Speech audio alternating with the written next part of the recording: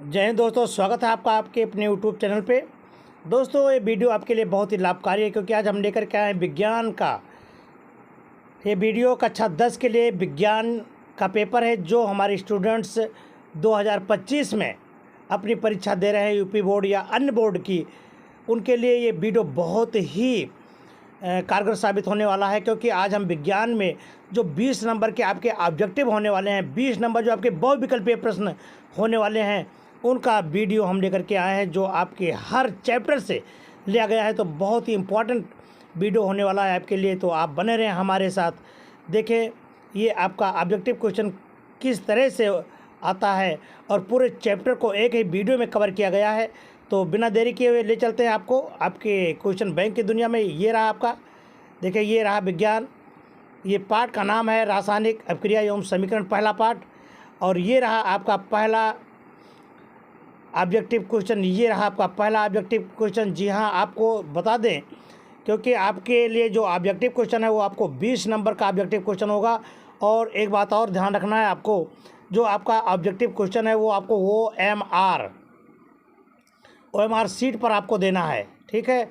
OMR seat पर आपको ये परीक्षा देनी है। जैसे अब OMR सीट आप कैसे जानेंगे, क्योंकि 20 क्वेश्चन के लिए आपको अलग से एक OMR सीट दी जाएगी जिसमें आपको सही विकल्प चुन करके, जैसे आपका मान लीजिए ये BCD ऑप्शन है, तो उसमें आपका जो OMR सीट होगा उसमें भी ये B, C और D ऑप्शन होगा। तो ये ऐसे आपको गोला करना होगा, तो जो आपका आंसर सही होगा तो उसको क्या करना होगा, आपको ऐसे गोला कर देना होगा, तो वो आपको सही आंसर दिलाएगा, ठीक है। तो 20 क्वेश्चन आपको OMR सीट पे भरना होगा। तो किस तरह से वो क्वेश्चन है आपको ले चलते हैं आपको पहले क्वेश्चन की ओर। ये रहा आपका पहला क्वेश्चन, देखिए ये आपको दिखाई दे रहा है, ये पहला क्वेश्चन है। क्वेश्चन दिखाई दे रहा है कि 2FeCl2 + 2H2O + Y gives out, ये आपका क्वेश्चन है। गिव्स आउट क्या है, 2FeCl2 + H2SO4 + HCl। तो कह रहा है कि जो Y है, Y के स्थान पर कौन सा पदार्थ होगा, यानी कौन सा तत्व होगा, तो ये आपको बताना है। तो इधर देखिए Y है तो FeCl3 है, यहाँ H2O है, यहाँ आपका FeCl3 है। लेकिन यहाँ पर देखिए जब आप इधर देखते हैं, आप इधर देखें, इधर आपका सल्फेट नहीं दिखाई, बाईं तरफ आपको कहीं सल्फेट नज़र नहीं आता है, ठीक है। लेकिन यहाँ पर आपको SO4 दिखाई देता है, अर्थात क्या है, सल्फर है, यानी S वाला यौगिक है आपके पास, सल्फर, ठीक है। तो कौन सही है आपका ऑप्शन, आपका कौन सा सही है, ऑप्शन आपका सही है B, ठीक है। इस तरह से आपको आंसर, यहाँ पर आपको आंसर ऐसे दिखा रहे हैं लेकिन आपको OMR सीट पर भरना होगा। क्लियर, चलिए चलते हैं अगले क्वेश्चन की तरफ। ये रहा आपका दूसरा क्वेश्चन। अमोनिया NH3 और हाइड्रोजन क्लोराइड संपर्क में आने पर क्रिया करके क्या बनाते हैं, ये आपको बताने हैं। तो ये बताते हैं, और ये बनाते हैं आपका, देखिए NH3, ये आपका NH3 है तो NH3 + HCl, ठीक है। तो NH3 में एक H और जुड़ जाएगा तो होगा NH4Cl, यानी अमोनियम क्लोराइड क्या बनाता है, अमोनियम क्लोराइड। और अमोनियम क्लोराइड कहाँ है, ये पहला ऑप्शन आपका सही है। क्लियर, चलिए अगले क्वेश्चन की तरफ चलते हैं। अमोनियम क्लोराइड ये करेगा तो अमोनियम प्लस Cl-, ये कह रहा है कि कौन सी अभिक्रिया हो रही है, तो इसमें हो रही है आयनिक वियोजन हो रहा है। क्या हुआ, आयनिक वियोजन अभिक्रिया। अगला क्वेश्चन है कि वह अभिक्रिया जिसमें आयनों के विनिमय से नए यौगिक बनते हैं उन्हें क्या कहते हैं, तो उन्हें कहते हैं उभय अपघटन कहते हैं। ये आपका आंसर सही है, ठीक।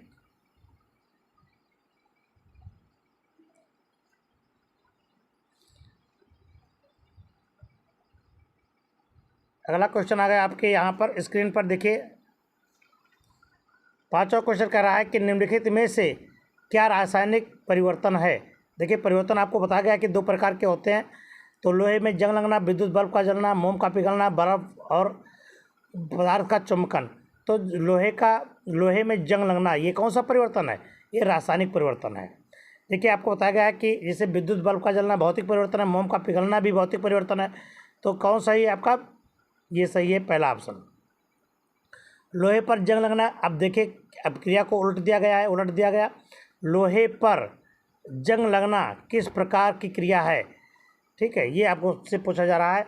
तो ये है जब लोहे पर ऑक्सीजन और जल से अभिक्रिया करता है तो ऑक्सीकरण होता है। क्या होता है? ऑक्सीकरण। यानी ये ऑप्शन सही है। क्लियर? अगला क्वेश्चन है कि हमारे शरीर में भोजन का पाचन किस प्रकार की क्रिया संपन्न कराती है? ये आपको बताने हैं। तो जो हमारे भोजन का यानी पचना होता है, डाइजेशन होता है, वह अपघटन अपक्रिया होती है। कौन सी अपक्रिया? अपघटन अपक्रिया। क्लियर? चलिए अगले चलते हैं अगले क्वेश्चन की तरफ।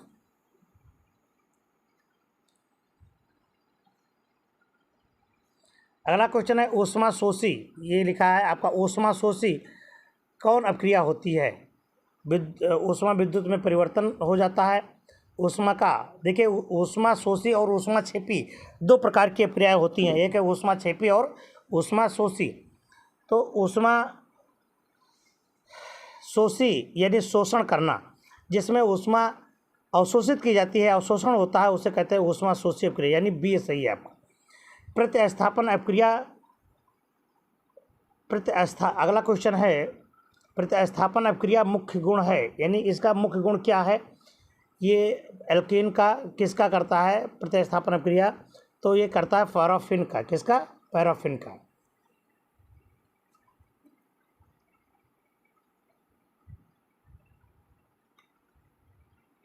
अगला क्वेश्चन है दही का जमना किस प्रकार का परिवर्तन है? तो दही का जमना जो है आपका किस तरह से रासायनिक परिवर्तन है। आप जानते हैं कि रासायनिक परिवर्तन किसे कहते हैं?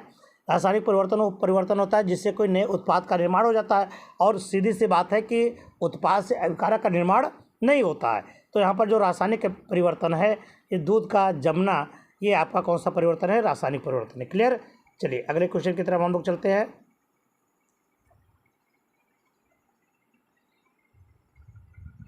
अगला क्वेश्चन है एक अपक्रिया आपको दी गई है, ये फिर 2O3। देखिए ये आपकी अपक्रिया है।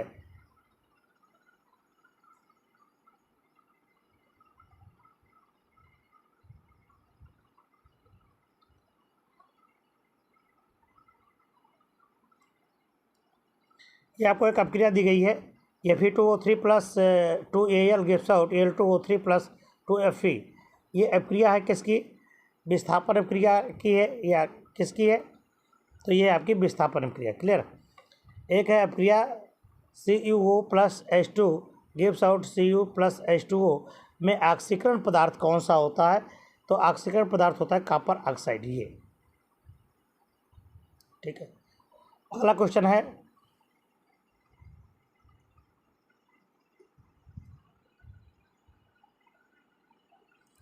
रासायनिक दृष्टि से जंग।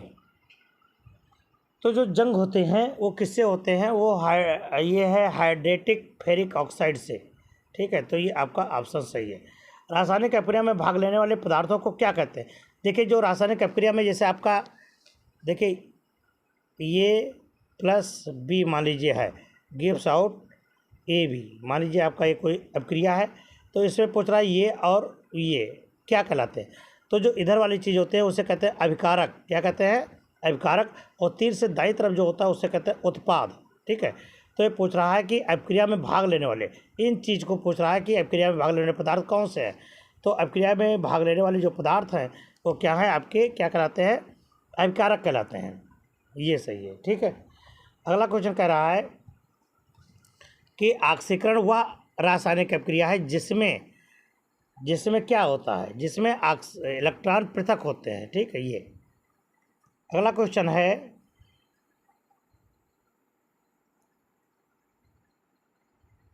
Fe2O3 plus 2Al gives out Al2O3 plus 2Fe। ऊपर दी गई अपक्रिया किस प्रकार की अपक्रिया है? तो वो है विस्थापन अपक्रिया। क्या है? विस्थापन अपक्रिया। ठीक है, अगला क्वेश्चन देखें। निम्न अपक्रिया में किस पदार्थ का अपचयन होता है? ये आपको बताना है कि अपचयन किस पदार्थ का होता है। ठीक है, तो यहाँ पर देखिए ये अभिक्रिया है MnO2 का, तो यहाँ पर ऑप्शन किसका होता है? MnO2 का। लेड सल्फेट, अगला क्वेश्चन है लेड सल्फेट का रासायनिक सूत्र क्या है? तो लेड सल्फेट का, जो लेड सल्फेट है उसका जो रासायनिक सूत्र है वह है PbSO4। ठीक है। 19वां क्वेश्चन दिया गया कि दी गई क्रिया SO2 + 2H2S gives out 2H2O + 3S में अपचायक कौन है? तो उसमें अपचायक है हाइड्रोजन सल्फाइड, ये। ठीक।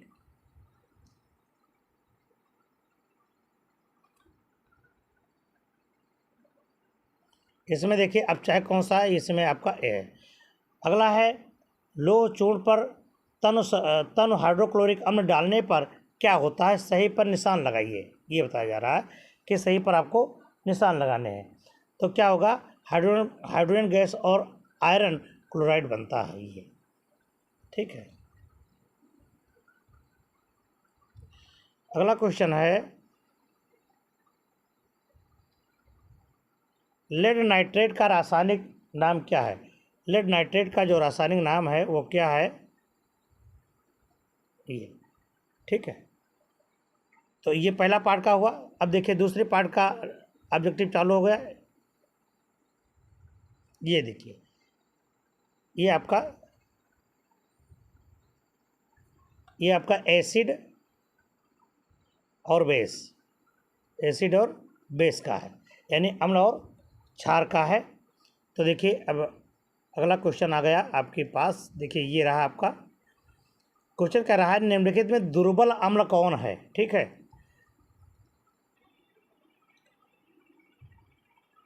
तो दुर्बल अम्ल इसमें कौन सा आपको बताना है? तो दुर्बल अम्ल है आपका हाइड्रोजन साइनाइड। ठीक है, यानी आपका ऑप्शन कौन सही है? ये। प्रबल अम्ल के जलीय विलयन में किसका आधिक्य होता है? तो अधिक होता है हाइड्रोजन आयन का। ठीक है।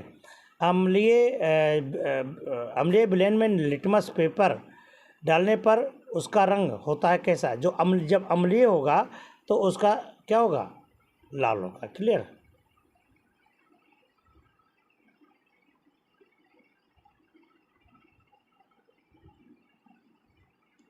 सल्फर डाइऑक्साइड का जलीय विलयन होता है, तो सल्फर डाइऑक्साइड का जलीय विलयन कैसा होता है? अम्लीय होता है। अगला क्वेश्चन है हाइड्रोजन आयन सांद्रण का मान कितना होता है? तो हाइड्रोजन आयन का सांद्रण का मान ये होता है आपका ये।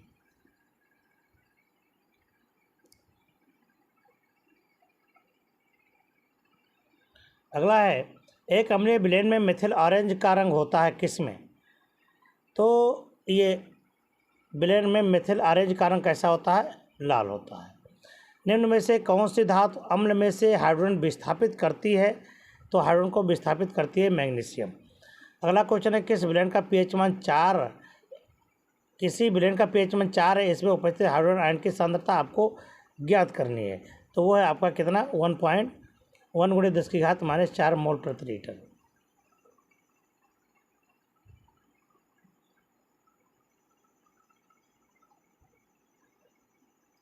अगला क्वेश्चन है कि 10⁻⁻⁶ MnHCl विलयन का पीएच मान कितना होगा? तो पीएच मान कितना हो जाएगा आपका? 6 हो जाएगा। एक विलयन का पीएच मान 5 है, तो 5 है तो विलयन कैसा है? अम्लीय है या क्षारीय है? तो देखिए जब 7 से कम होता है तो विलयन अम्लीय होता है, 7 पर उदासीन होता है, और 7 से जो ज़्यादा होता है वो विलयन क्षारीय होता जाता है। तो देखिए 5 जो है 7 से कम, इसलिए क्या हो जाएगा? अम्लीय होगा। अगला क्वेश्चन है कि शुद्ध जल का पीएच मान कितना होता है? तो शुद्ध जल का जो पीएच मान होता है कितना होता है? 7 होता है। अगला क्वेश्चन है कि हाइड्रोजन आयन सांद्रण का पीएच मान H+ = 10⁻⁻5 मोल प्रति लीटर है, तो इसके पीएच का मान कितना होगा? तो इसके पीएच का मान कितना हो जाएगा? आपका 5 होगा। अगला क्वेश्चन है कि एक विलयन की मोल प्रति लीटर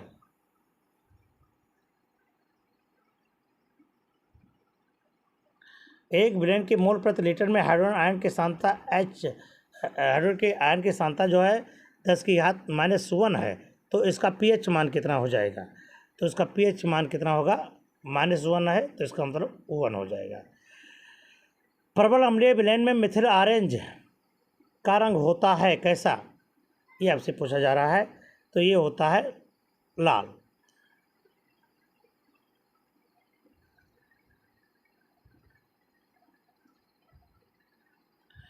ABCD विलयनों में पीएच का मान क्रमशः 11, 9.5, 3.5 है, 3.5 तथा 6.5 है। इनमें सर्वाधिक क्षारीय कौन सा है, ये आपको बताने हैं। ठीक है, क्षारीय कौन है ये आपको बताने हैं कि इसमें क्षारीय विलयन कौन है। ठीक है,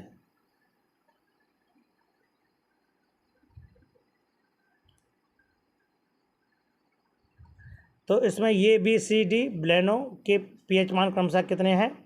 11 है, अच्छा 11 है, 9.5 है, और 3.5 है, और 6.5 है। ठीक है, तो डी का मान 6.5 है। तो इसमें कह रहा है कि सर्वाधिक क्षारीय। तो अम्लीय विलयन कैसे होते हैं? अम्लीय विलयन में तो आप जानते ही हैं कि अम्लीय विलयन कैसा होगा। अम्लीय विलयन में जिसमें 7 से कम होगा वो आपका अम्लीय विलयन होगा। और जो क्षारीय विलयन है, ठीक है, क्षारीय विलयन में कितना हो जाएगा? जो 7 से ज़्यादा। और यहाँ पर कह रहा है प्रबल क्षारीय, तो प्रबल क्षारीय वो होगा जो सबसे ज़्यादा होगा। ठीक है, तो यहाँ पर कितना हो जाएगा? इसका हो जाएगा 1, यानी क्रमशः 11 है तो 11 ही हो जाएगा, यानी ये पर सही है। यानी आप ऐसे लगाएं कि दिखाई दे ये। ठीक है, अब है निम्न में प्रबल क्षार कौन है? तो प्रबल क्षार आपका है पोटेशियम हाइड्रोक्साइड।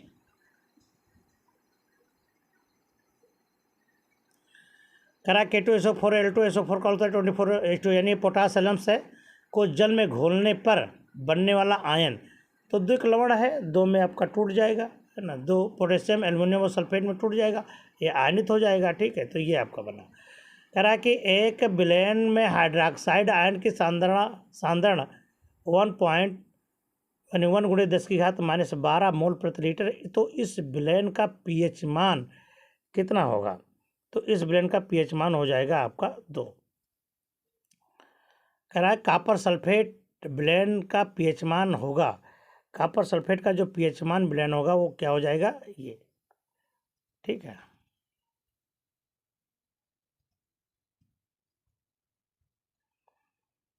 अगला क्वेश्चन है कि प्रबल अम्ल के जलीय विलयन में किसका आधिक्य होता है? तो आधिक्य किसका होता है? हाइड्रोजन आयन का। उदासीन विलयन के लिए कौन सा कथन सत्य है?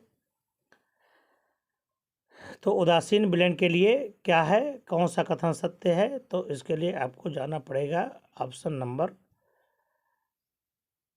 यहाँ पर ये है, देखिए उसके बाद में बी है, फिर यहाँ पर सी। तो उदासीन आपके लिए जानते हैं कि उदासीन विलयन कौन होगा? जिसका पीएच मान 0 होता है। तो पीएच मान 0 कहाँ पर है? ये आपको मिल रहा है यहाँ पर, देखो ये। ठीक है, ये आप यहाँ पर मतलब आपको पीएच मान 0 होता है। निम्नलिखित में अगला है अम्लीय लवण कौन सा है? तो अम्लीय लवण है आपका सोडियम बाइसल्फेट। ये H2S विलयन का पीएच मान कितना होता है? तो H2S का विलयन का मान पीएच मान होता है 7 से कम। ये सही है।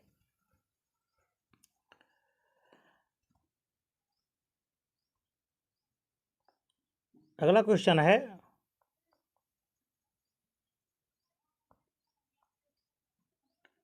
एसिटिक अम्ल में अम्लीय हाइड्रोजन परमाणुओं की संख्या कितनी है? तो एसिटिक अम्ल में हाइड्रोजन परमाणु की संख्या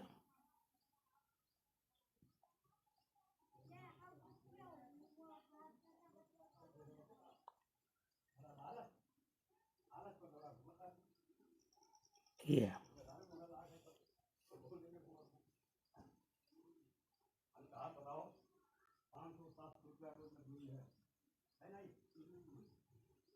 क्षारीय विलयन में फिनाइलफथेलिन सूचक का रंग कैसा होता है? होता है लाल। बहते हुए रक्त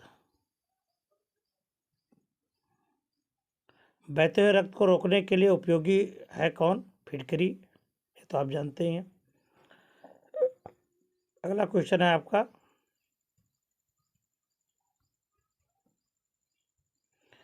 सोडियम कार्बोनेट के जलीय विलयन में कार्बन डाइऑक्साइड गैस अधिकता से करने पर प्रभावित होने वाला पदार्थ कौन सा है?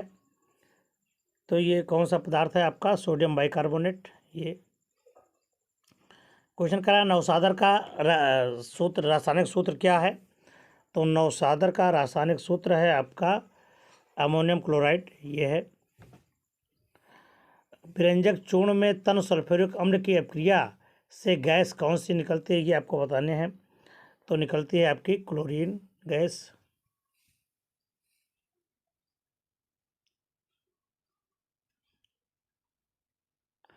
खाने का सोडा का रासायनिक नाम क्या है? तो खाने वाले सोडा का जो रासायनिक नाम या सूत्र है ये सोडियम बाइकार्बोनेट, और सूत्र आप तो जान ही गए।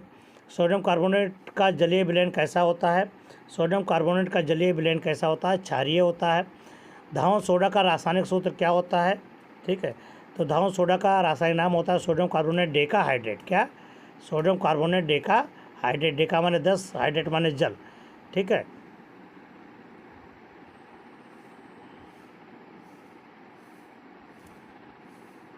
अगला क्वेश्चन है माइक्रोकास्मिक लवण का सूत्र क्या होता है?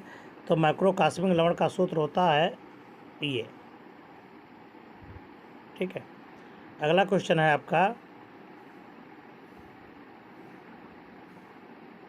ये आ गया आपका अगला क्वेश्चन।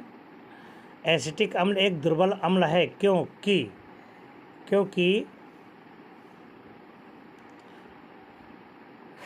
क्योंकि इसमें आयन की सांद्रता कम होती है, यानी ये सही है। अगला क्वेश्चन है कि एक हाइड्रोक्लोरिक अम्ल की शक्ति 10⁻² N है, इसलिए विलयन का मान कितना हो जाएगा? तो विलयन का मान कितना हो जाएगा आपका? pH मान हो जाएगा 2।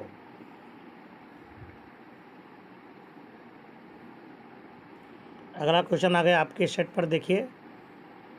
एक विलयन में हाइड्रोजन आयन का सांद्रण 1 × 10⁻⁷ प्रति लीटर है, तो विलयन का pH मान कितना हो जाएगा?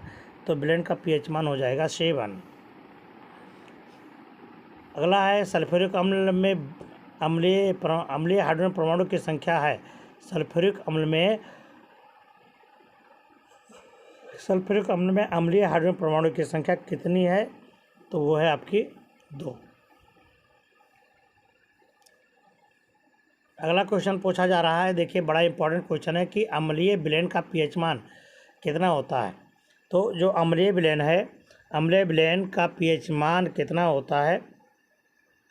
तो 7 से कम होता है। ठीक है, 7 होगा तो उदासीन हो जाएगा, 7 से अधिक होगा तो क्षारीय होगा, लेकिन 7 से कम होगा तो अम्लीय होगा। संकर लवण, अगला क्वेश्चन है, संकर लवण है कौन सा है संकर लवण? तो संकर लवण है आपका ये।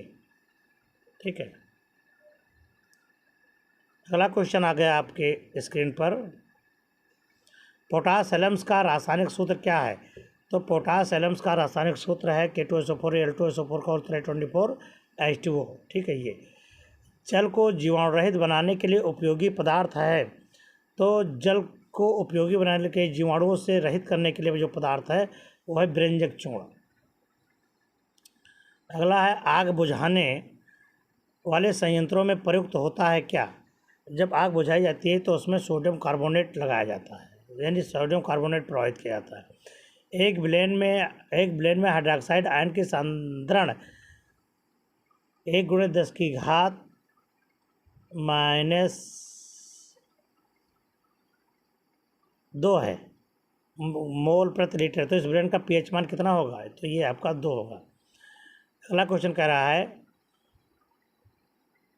कि निम्नलिखित में से कौन सा ऊर्ध्वपातन का गुण प्रदर्शित करता है?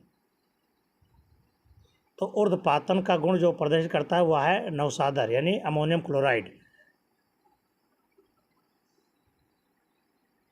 ऊर्ध्वपातन का गुण कौन प्रदर्शित करता है? अमोनियम क्लोराइड, या आपका कह लीजिए कपूर है। ठीक है, ये क्योंकि ये बिना द्रव अवस्था में आए ही क्या करता है, गैस अवस्था में तब्दील हो जाता है। अगला क्वेश्चन आ गया आपका, बेकिंग पाउडर को गर्म करने पर कौन सी गैस निकलती है? तो बेकिंग पाउडर को गर्म करने पर निकलती है कौन? Sodium carbonate. ये और नियान है क्या? Helium, neon, argon, krypton. तो नियान तो अक्रिय गैस है भाई, नियान कैसी है? अक्रिय गैस है। ठीक है, तो ये दूसरा पार्ट आपका, दूसरे पार्ट में इतने क्वेश्चन थे, ये आपके हुए समाप्त। ठीक है, देखिए अब आ गया आपका तीसरा पार्ट।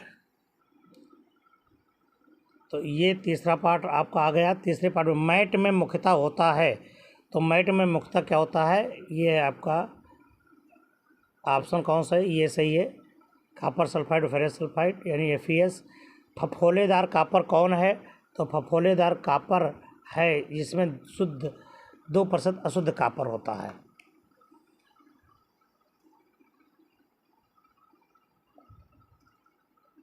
अगला क्वेश्चन है कि सल्फर डाइऑक्साइड का जलीय विलयन H2S से अपक्रिया करके सल्फर अवक्षेपित करता है, इससे SO2 कार्य करती है ऑक्सीकारक का। क्या करती है? ऑक्सीकारक का। अगला क्वेश्चन है, कौन सी धातु अम्ल से हाइड्रोजन विस्थापित नहीं करती है? तो अम्ल से विस्थापित नहीं करती वो है कॉपर। पीतल क्या है? तो पीतल आपकी मिश्र धातु है। क्या है? पीतल कैसी है? पीतल मिश्र धातु। ठीक है,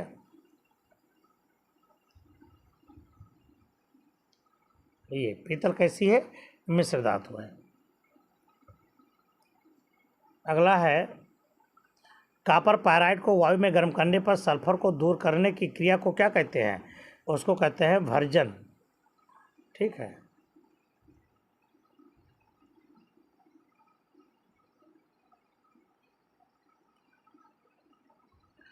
मुद्रा धातु कौन सी है? तो मुद्रा धातु है आपकी से मतलब Ag, सिल्वर।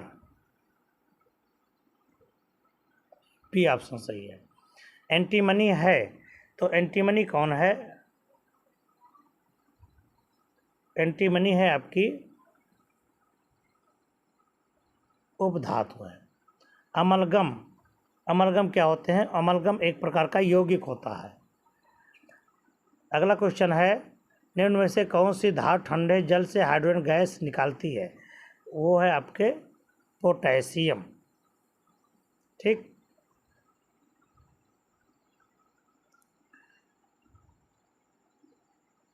फफोलेदार तांबे में कॉपर की प्रतिशत मात्रा कितनी होती है? तो होती है 98%।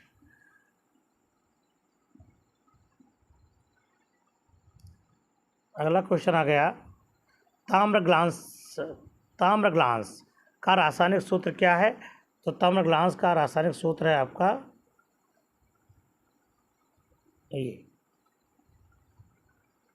ठीक है, एल्युमिनियम कार्बाइड पर जल की क्रिया द्वारा इनमें से कौन सा हाइड्रोकार्बन उत्पन्न होता है?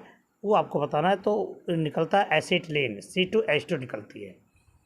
अगला क्वेश्चन है कि निम्न में से कौन सी धातु अम्ल से हाइड्रोजन विस्थापित करता है? तो वो है आपका मैग्नीशियम। क्या है? मैग्नीशियम। अगला क्वेश्चन है कि जर्मन सिल्वर में कौन सी धातु नहीं होती? तो जर्मन सिल्वर में आपकी ये Ag नहीं होती। निम्नलिखित में से कौन सी धातु जल के साथ सामान्य ताप पर क्रिया करती है? ये आपको बताने हैं। तो वो है आपकी सोडियम। ठीक है, और अगला क्वेश्चन है आपका, ये क्वेश्चन है कि जस्ता धातु हाइड्रोक्लोरिक अम्ल से क्रिया करके कौन सी गैस निष्कासित करती है? तो वो है आपके हाइड्रोजन। अगला है ऊर्ध्वपातन आघात वर्धनीयता प्रदर्शित करता है कौन? सल्फर, आयोडीन, फास्फोरस, तांबा। तो कौन करता है? तांबा, यानी चोट को सहन करना है। परावर्तनी भट्ठी का उपयोग होता है किसमें? तो परावर्तनी भट्ठी का उपयोग होता है निस्तापन में।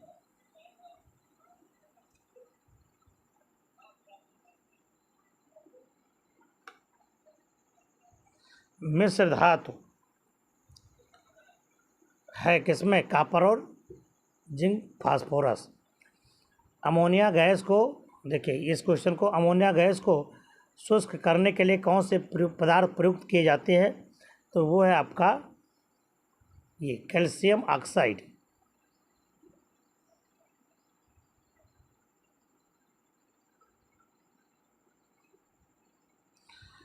To FeCl3 plus H2O plus X gives out 2FeCl2 plus H2SO4 plus HCl। रासायनिक अभिक्रिया में X क्या है ये आपको बताना है कि X क्या है। तो X है आपका सल्फर डाइऑक्साइड है। सल्फर डाइऑक्साइड का जलीय विलयन कैसा होता है ये आपसे पूछा जा रहा है। तो जलीय विलयन होता है अम्लीय होता है। अगला क्वेश्चन आ गया, सिल्वर नाइट्रेट विलयन में तांबे की छेलन डालने पर विलयन नीला हो जाता है, इसका कारण क्या होता है। इसका कारण है कि कॉपर आयन की उपस्थिति होती है। निम्नलिखित में से प्रबल विद्युत अपघट्य नहीं है कौन, तो अपघट्य नहीं है वो है आपका हाइड्रोजन सल्फाइड। ठीक है, अगला क्वेश्चन आ गया, ये देखिए आपका अगला क्वेश्चन आ गया कि धातु जो सरलता से ऑक्सीकृत हो जाती है उससे क्या, वो कौन सी गैस है, वो है एल्युमिनियम। मिश्र धातु कांसा में होता है कौन कौन से, तो कांसा में आपका कॉपर और स्टेनलेस होता है। क्लोराइड अयस्क का उदाहरण क्या है, जो क्लोराइड अयस्क होता है उसका उदाहरण है हार्न सिल्वर। क्या है, हार्न सिल्वर। अगला क्वेश्चन है, जर्मन सिल्वर में कौन सी धातु नहीं होती है, तो जर्मन सिल्वर में आपकी Ag नहीं होती है। ठीक है, और जस्ता धातु हाइड्रोक्लोरिक अम्ल से क्रिया करके कौन सी गैस निष्कासित करते हैं, वह है हाइड्रोजन।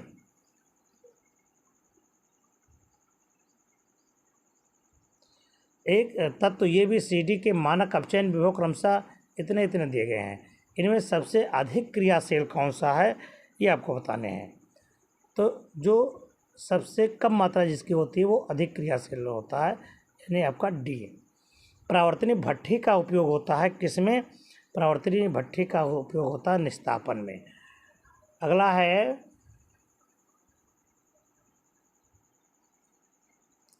अम्ल से क्रिया करके हाइड्रोजन विस्थापित करने वाली धातु कौन सी है, तो वो विस्थापित करने वाली गैस है आपकी Zn।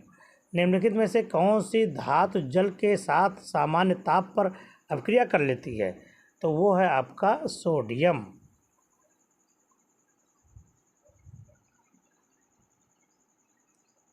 अगला है, कॉपर पायराइड का सूत्र क्या है। ठीक है, तो कॉपर पायराइड का सूत्र है आपका CuFeH2।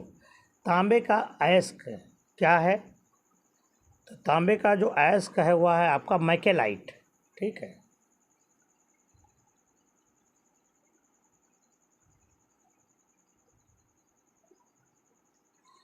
कांसे की प्रतिमाएं बनी होती हैं, तो जो कांसे की प्रतिमा बनी होती है वो कॉपर टिन की बनी होती है। ठीक है, किसकी, कॉपर टिन की।